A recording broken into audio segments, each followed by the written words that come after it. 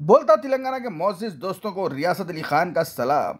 Leader of opposition Rahul Gandhi ने election commission of India पर सख्त तनकीद किया है। महाराष्ट्र इलेक्शन में बीजेपी को फायदा देने का इल्जाम लगाया है। राहुल गांधी ने कहा, एक ही बिल्डिंग में 7,000 वोटों का इजाफा कैसे हो गया, इसी को इस बात पर वजाहत देनी चाहिए। उन्होंने डिमांड किया कि इलेक्शन कमीशन अपनी न्यूट्रलिटी साबित करे और इलेक्शन प्रोसेस में ट्रांसपेरेंसी करे।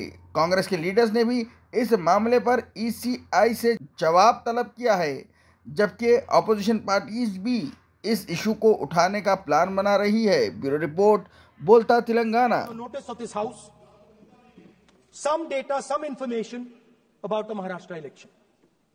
Very simple stuff.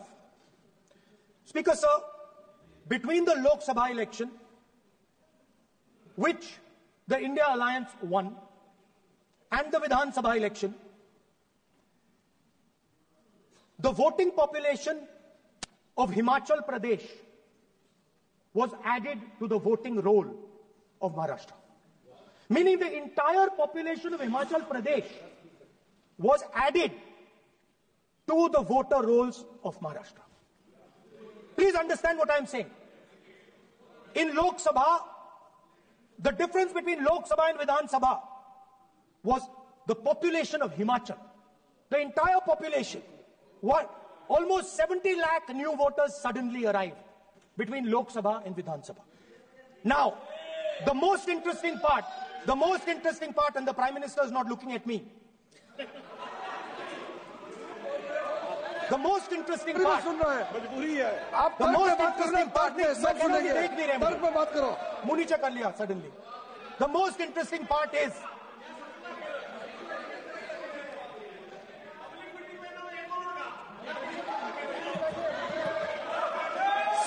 Sir, Maharashtra में more voters were added in 5 months in Maharashtra than were added in 5 years in Maharashtra. जितने 5 साल में ऐड हुए उससे ज्यादा 5 महीने में ऐड हुए, आखिरी 5 महीने में लोकसभा चुनाव के बाद। सर, एक बिल्डिंग है सर शिरडी में, एक बिल्डिंग में 7,000 नए वोटर एक बिल्डिंग में ऐड हुए सर। एक बिल्डिंग में 7,000 नए वोटर ऐड हुए सर। सर, मैं कोई आरोप नहीं लगा रहा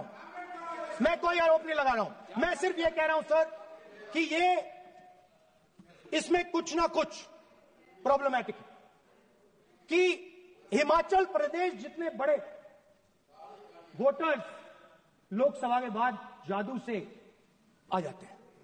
अब हम क्या कह रहे हैं, हमने इलेक्शन कमीशन से रिपीटेडली कहा है कि हम आरोप नहीं लगा रहे हैं, आप एक काम कीजिए, हमें लोकसभा की वोटर लिस्ट दे दीजिए, नेम एड्रेस और इलेक्ट्रॉनिकली दीजिए, और विधानसभा नहीं है। नहीं सर, नहीं। स्पीकर सर वो सब वेबसाइट पे रहती है, सब जानते हैं, कभी भी कोई निकाल सकता है। स्पीकर सर, मैं समझा देता हूं सर। स्पीकर सर, वो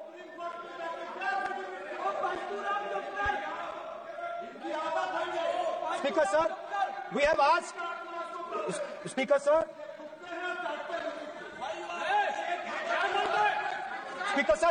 we are asking this question. Speaker sir, population of Himachal Pradesh. Please. Population of Himachal Pradesh has voted. Extra has voted in Maharashtra.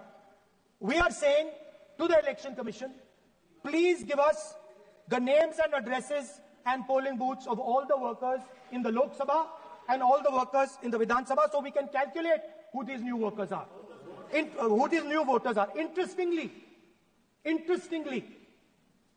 the new voters are mostly in the constituencies that the BJP has swept.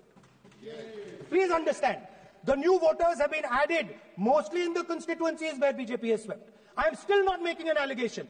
I am saying on the floor of the House that the Election Commission has to give the data of the Maharashtra elections to the Congress Party, to the Shiv Sena and to the NCP so that we can see exactly where these voters have been added, who has been subtracted, who has been added, where they have been added.